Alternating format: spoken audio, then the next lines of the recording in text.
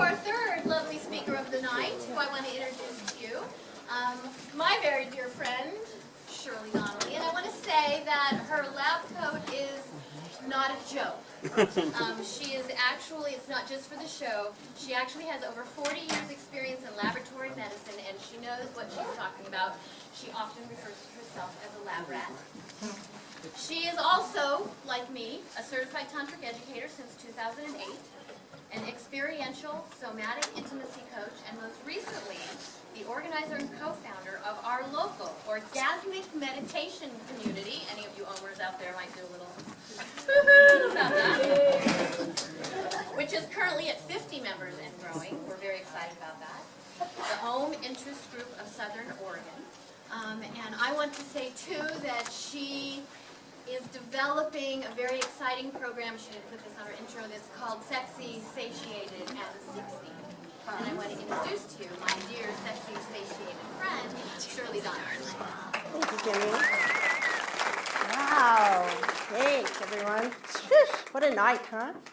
So I'm just so delighted to be here, and I wanted to wear this because, you know, scientists, we all can be sexy too, you know. You never know what you're going to find under a lab coat. So I'm here to talk about orgasmic meditation and how lovely to follow Kim, who just talked about the arousal cycle. And I'm going to propose that really everybody out here in the audience, and myself included, are here in various forms of arousal or orgasm already. And I just really appreciate how you got here. Some of you got here through your desire as soon as you heard about this sexy event. You immediately got online and got your tickets, and your orgasm started from that very point. And here you are. And maybe you were a little bit curious and a little bit afraid, but your desire body got you through that because you wanted to be here more than you were afraid of not being here. So I really appreciate everybody in the audience right now. I'm going to suggest to you that it's all about the journey, not the destination. We've heard that in many other ways, but believe me, as far as our orgasmic state, it's really true. It's all about the moment, the yummy moment from your desire body starting all the way to orgasm, the pre-stage of that, and finally climax. Tonight, for purposes of this talk, we're going to talk about orgasm in terms of all of that period before the climax. Some people call an orgasm climax. In our group and in the studies that I do, we call orgasm the state just up to climax. So I just wanted to make sure that y'all knew the difference between that. So what does that mean? Well, we have a masculine model of orgasm and we've got a feminine model of orgasm. And so to demonstrate that it really is about the journey, I just want to do a little drawing over here because it is a science thing, you know. So here's a drawing of the masculine. You start at 0 and you go to 60 in 60 seconds. If you're lucky. Sometimes less, right? So media, they sold a lot of cars based on this. They sold a lot of little red sports cars, as I remember. So the difference between the masculine model and the feminine model starts here and goes here and here and over here and oh my gosh, over here and down here. And, oh wait, over here, yeah, that. Oh, I love that. Oh no, wait. Oh. And then back up again. Oh my gosh. So yummy. She goes all over the place. Thank you. You're welcome. It's my pleasure. So there's a song that says, "Take the long way home." So you might want to think about that for the feminine model. We do take the long way home. So I want to tell you that this orgasmic state that we stay in that feminine model, during that state, the body produces all kinds of feel-good chemicals, like dopamine, serotonin, pheromones, a little lab humor for you folks, and a really big one, oxytocin. And you can read this, but cuddling literally kills depression, relieves anxiety, and strengthens our immune systems. So there's a lot of benefits to this long journey with no agenda and no destination, no place to get to. And all of these chemicals rejuvenate, reinvigorate, and heal all our cells. We're being bathed in that the whole time. So that's what happens to our cells. We get rejuvenated, we get young again. And that's why I truly believe this is our true fountain of youth.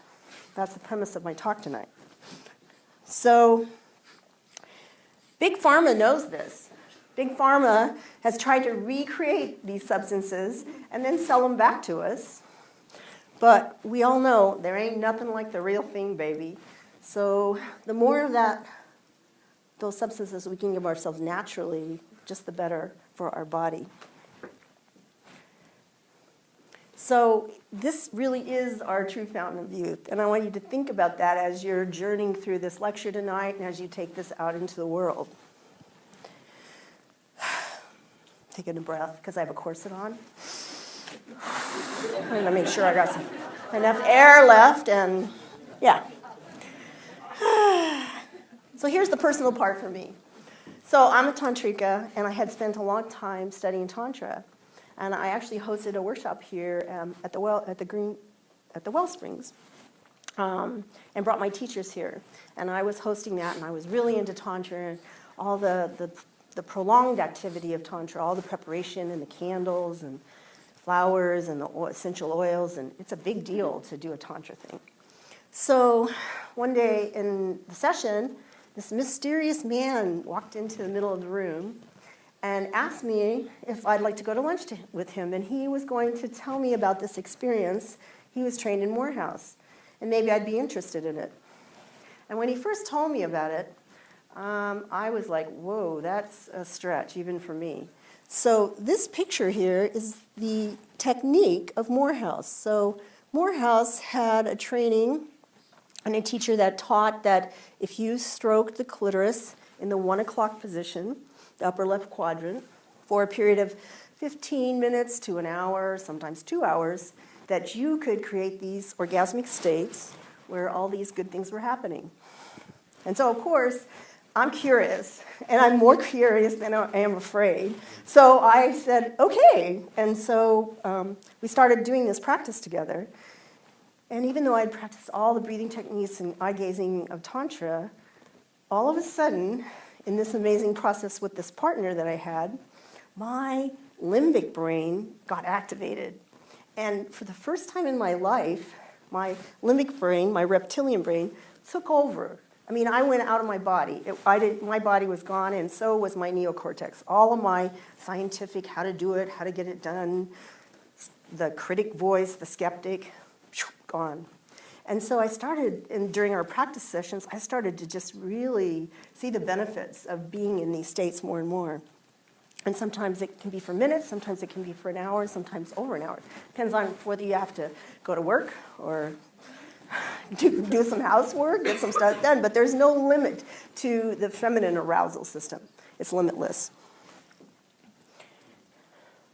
Then, fast forward 7 years, because that was 2008. So 2015, some friends of mine start bugging me about this book, Slow Sex. And they say, in our community right here, we really want to know about orgasmic meditation. We really want to have a community of orgasmic meditators right here. And there's a big operation going on in the Bay. Nicole Dodone is the founder of this. Well, Nicole herself is a Morehouse student. And she took the Morehouse practice, which is kind of a long and lengthy thing, and she turned it into this 15-minute practical application that practically anybody can do. It's repeatable. It's got a firm limit. There's format that keeps it very safe for everyone and very reproducible. So think about that. 15 minutes. 15 minutes can change your whole day or your week, maybe even your life. 15 minutes, you dry your hair, brush your teeth, shave, put on makeup. I think it might be worth checking out. So now, here's some more science. So in these states, in this orgasmic state, what happens is our desire body reaches over for satiation, gets filled up by this whole bathing of chemicals, spending time with another person, deep in connection, receiving touch, receiving connection, receiving purpose again sometimes. It's a really, really deep experience. And it's a short amount of time, 15 minutes, but it can be expanded in the time-space continuum. When your desire body is satiated, you become more sovereign. You now have ownership. You now have confidence. You're not coming from this needy, hungry place. You get filled up in these sessions. Some of the other benefits are vitality, homeostasis, orgasm, and ultimately bliss. There are people that do this practice that stay in those states for very long periods of time and get super blissed out.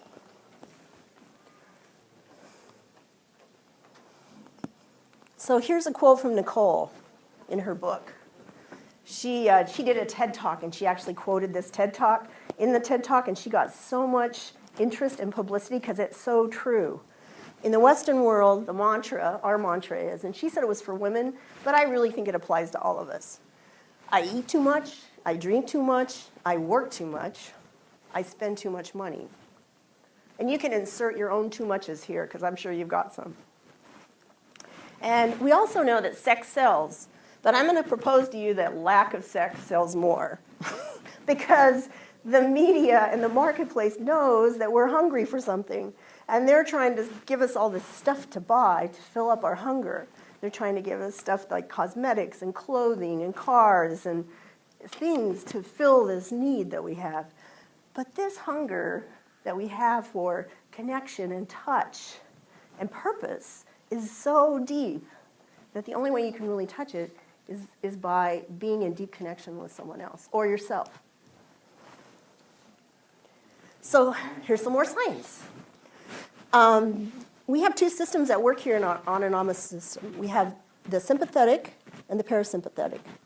So our sympathetic, you've probably heard of it before, it's the fight or flight thing.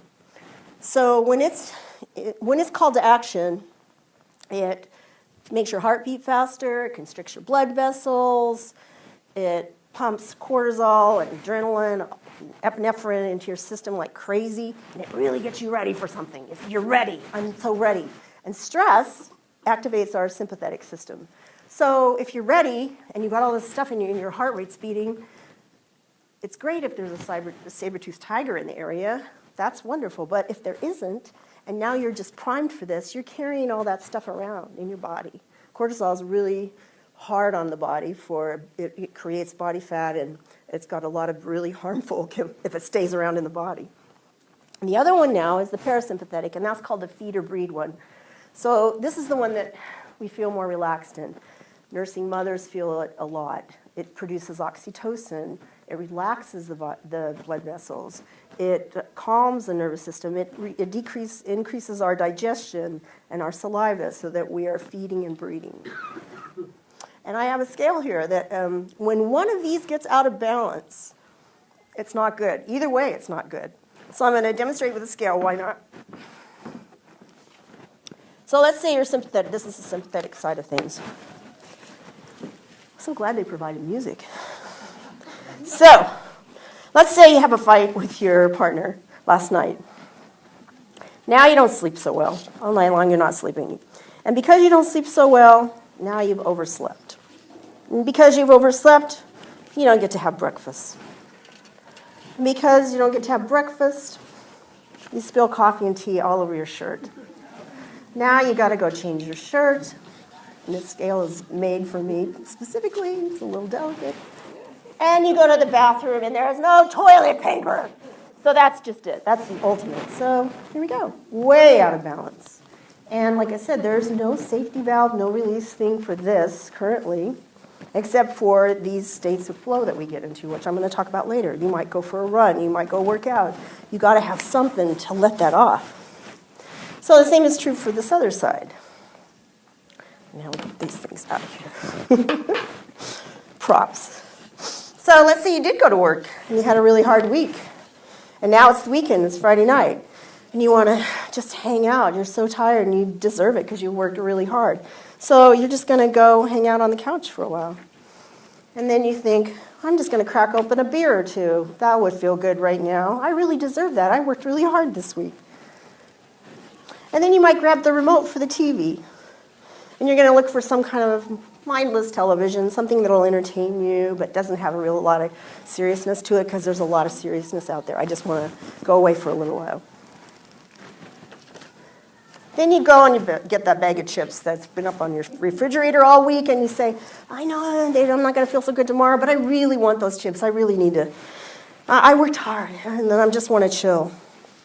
And then if you're really bad, you're going to go and make a box of macaroni and cheese, because your mama used to make that for you and made it feel really good. So you're going to just consume that. And again, totally out of balance. So back to this model again, this model of balance and harmony.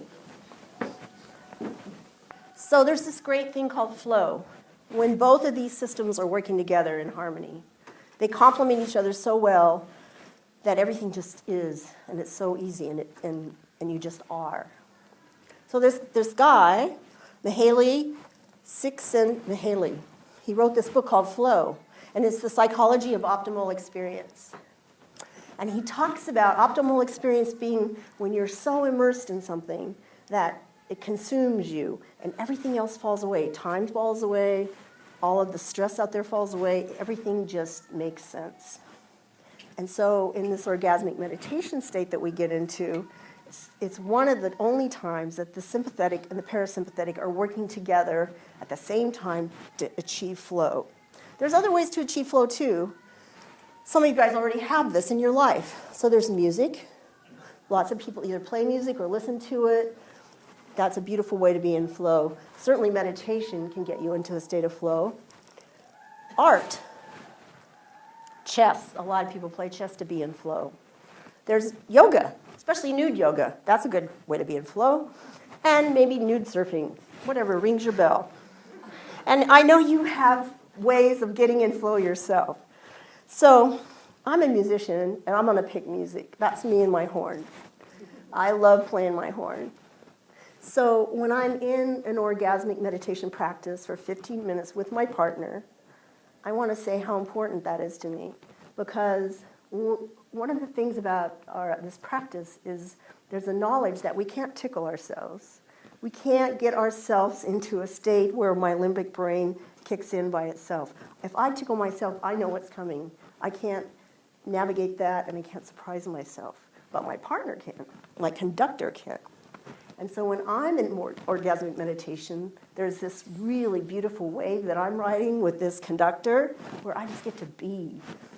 I get to be, and I just get to be the music and play and be myself. And it's just really delicious to hang out there. And again, going back to the good stuff, all those chemicals, the whole time I'm in that state, they're bathing all of my cells, and they're bathing my brain, and they're really helping keep me young and sexy. So we go back to this diagram again. When all these things are working together, there's balance, and there's sovereignty. And when you combine sovereignty and desire, and you take that out into the world, and you take it out to your jobs, and you take it to your kids, and you take it to your community, take it to things you're passionate about, it's a whole new world out there. Everything changes. From this balanced state, we really can make a big difference in our lives and in our community. And there's one more medical thing I want to bring up. This is really interesting to me. I just found this out. So there's this huge book of medical disease and disorders that's coming out this year. And we used to have one called ICD-9, and now we have one. It's so big, it has to be 10. In this book, there's a new disorder. It's the hypoactive female sexual disorder. So I propose to you and me and the scientists and the doctors, we don't have any disorder. We don't have this disorder. We have a pleasure deficit. Kim talked about it a little bit. We make time for everything else in the world. We often don't make time for our own pleasure and to be in these orgasmic states. So at the very least, if you take that away from here, take a little time. to activate and stimulate and drink from your own fountain of youth tonight. There's so much fun stuff to do out there. So go out there and drink it up because it's such good stuff for us. It's really important. And I just want to tell you right now, my orgasmic state is really stimulated. I'm feeling so much serotonin and oxytocin by just being seen and heard by all of you. And I feel that you really see me in this message, and I'm really passionate about it. So I thank you all again for whatever got you here. And if you want more information about the practice and the group that we have here in town, there's a sign-up sheet at the back of the room. My business cards are back there. Kim's business cards are back there. There are 3 of us that are co-facilitating this group. There's a lot of Southern Oregon interest group participants in the audience already, and we're 50 and growing. So if you would like to learn more about this, I'd be happy to talk to you about it. Thank you so much.